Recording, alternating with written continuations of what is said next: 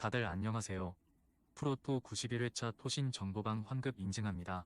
당첨금은 세후 금액인 거 알고 계시죠? 다들 아시겠지만 한 경기 취소되어 당첨금이 반토막 났지만 그래도 당첨 모두 축하드리며 오늘 경기도 분석 시작해보겠습니다. 금일 첫 번째 경기 휴스턴 대 클리블랜드 분석 시작해 보겠습니다. 휴스턴은 워싱턴을 잡고 연승을 이어갔다.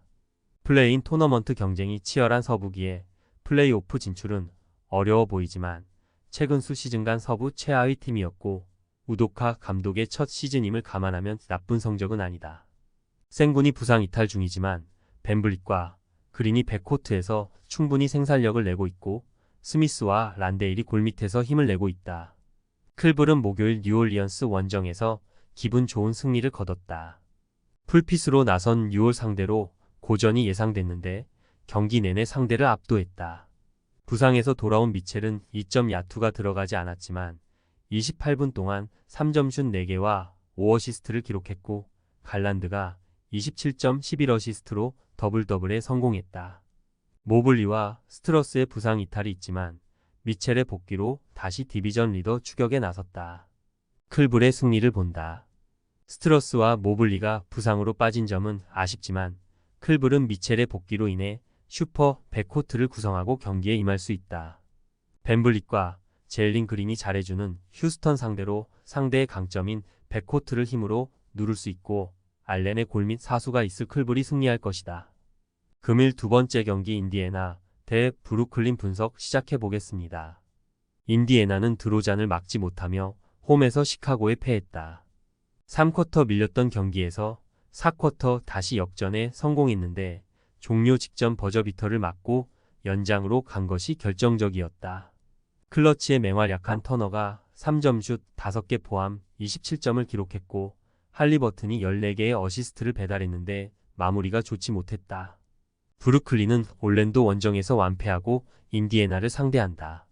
4쿼터의 추격을 재개하며 경기를 어느 정도 접전으로 만들었지만 3쿼터까지 허용한 리드 폭을 좁히긴 어려웠다. 토마스가 40분 가까이 뛰며 21점 경기를 했고 벤치에서 모처럼 스미스 주니어와 존슨이 마진을 내주지 않았는데 필리 스미스와 브리지스 등의 야투 난조가 아쉬웠다. 인디애나의 승리를 본다. 브루클린은 캠 토마스가 돌아와 스코어러 걱정은 덜어냈지만 에이스인 미칼 브리지스의 컨디션 난조가 아쉽다. 돌아온 캠 존슨이 벤치에서 힘을 내겠지만 인디애나의 화력을 감당하긴 어렵다. 시아캄과 터너, 할리버튼이 주전 구간의 우위를 이끌 인디애나가 승리할 것이다. 금일 세 번째 경기 필라델피아 대 샬럿 분석 시작해 보겠습니다. 필라는 밀워키 원정에서 역전패했다.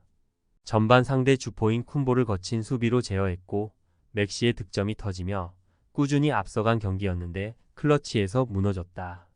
3점 슛 5개 포함 30점을 기록한 맥시를 비롯해 페인과 라우리 등이 높은 야투율로 득점을 만들었지만 높이의 열세를 극복하긴 어려웠다. 샬럿은 피닉스전을 마치고 원정으로 이동해 필라를 상대하게 된다. 팀의 에이스인 라멜로 볼이 장기 부상에서 돌아와 경기에 나섰지만 얼마 되지 않아 다시 시즌 아웃급 부상을 당하며 빠졌기에 강제 리빌딩 중인 팀으로 타이트한 일정 소화는 부담이 크다. 밀러와 미치치 등 팀을 이끌 6코어를 찾긴 했지만 리차드 외에 빅맨이 없고 확실한 외곽 슈터가 보이지 않는 로스터다. 필라의 승리를 본다. 샬럿도 최근 득점력 있는 포워드들 위주로 어느 정도 안정적인 경기를 하지만 필라의 약점인 골밑을 공략할 빅맨은 아쉽다. 맥시와 힐드, 페인 등 상대에 앞서는 백코트 자원들이 적극적인 외곽 시도로 홈에서 리드를 이끌 필라가 승리할 것이다. 금일 네 번째 경기 뉴올리언즈 대 포틀랜드 분석 시작해 보겠습니다. 뉴올은 클리퍼스에 이어 포트를 상대하는 백투백 일정이다. 그러나 홈 연전이고 치열한 순위 경쟁 중이기에 이 경기에 힘을 빼고 나올 이유가 없다. 자이온이 후반기에 들어와 백투백에도 정상 출전 중이고 맥컬럼과 발렌슈나스 등 베테랑들도 백투백에 30분 정도를 나설 수 있다. 벤치에서 나올 머피와 마샬 등 주전급 선수들도 즐비하기에 홈에서 승리를 노린다. 포틀은 뉴욕에 패하고 원정에 나선다. 애틀 상대로 높이의 우위를 앞세워 좋은 경기를 했고 이 경기를 통해 승리를 노렸는데 야투가 들어가지 않았다.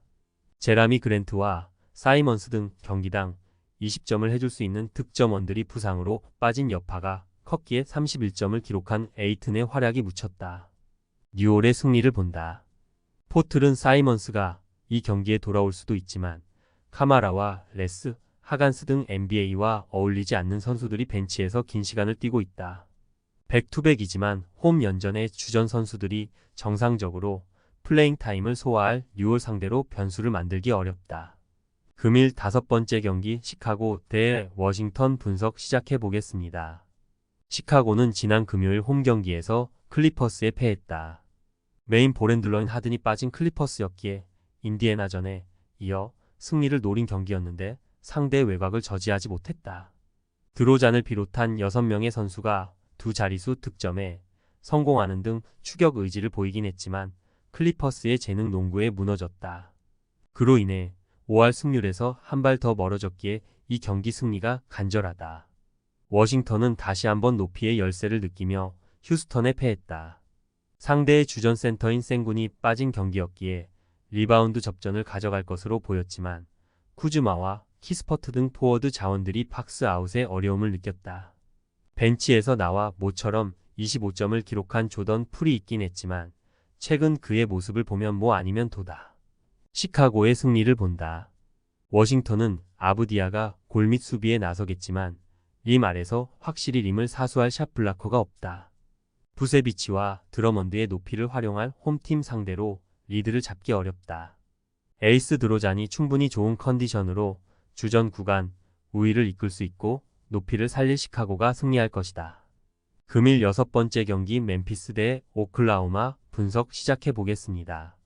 멤피스는 목요일 홈 경기에서 야투 난조 끝에 샬럿에 패했다. 최근 자렌 잭슨 주니어가 빠진 사이에 팀의 1옵션 역할을 해주는 지지 잭슨이 26점을 기록하며 활약했지만 벤치 득점 합이 19점에 불과했고 야투가 터지지 않았다. 타 팀이었다면 가비지 타임에 23분 정도를 나와야 하는 제미슨과 피펜 주니어 등이 30분 정도를 출전 중이기에 경기력 기복을 피하기 어려운 상황이다. 오클은 맹추격한 댈러스를 잡고 서부 1위 자리를 다시 찾았다. 지난 시즌 우승팀인 덴버의 맹추격 속에 공동 1위와 단독 1위를 오가는 상황이기에 중요한 승리였다. 한 경기를 휴식하고 돌아온 제일린 윌리엄스가 적극적인 공격 시도로 27점을 기록했고 에이스인 알렉산더는 31점을 더했다. 최근 꾸준한 벤치의 지원도 안정적이다. 오클의 승리를 본다. 멤피스는 부상 중이던 데스먼드 베인과 브랜든 클락 등 주축 선수들이 복귀를 앞두고 있다. 그러나 아직은 완벽하게 컨디션을 끌어올리지 못했고 이 경기의 결장 가능성이 더 높다. 알렉산더와 윌리엄스가 주전 구간에서 확실하게 리드를 잡을 오클이 승리할 것이다. 토신 최종 조합은 영상 아래 고정 댓글로 말 걸어주시면 토신 정보방에서 무료로 공유해드립니다. 제발 손해보면서 토토하지 말고 다같이 웃으면서 즐겁게 베팅합시다. 함께 하실 분들은 부담 갖지 마시고 편하게 말 걸어주세요.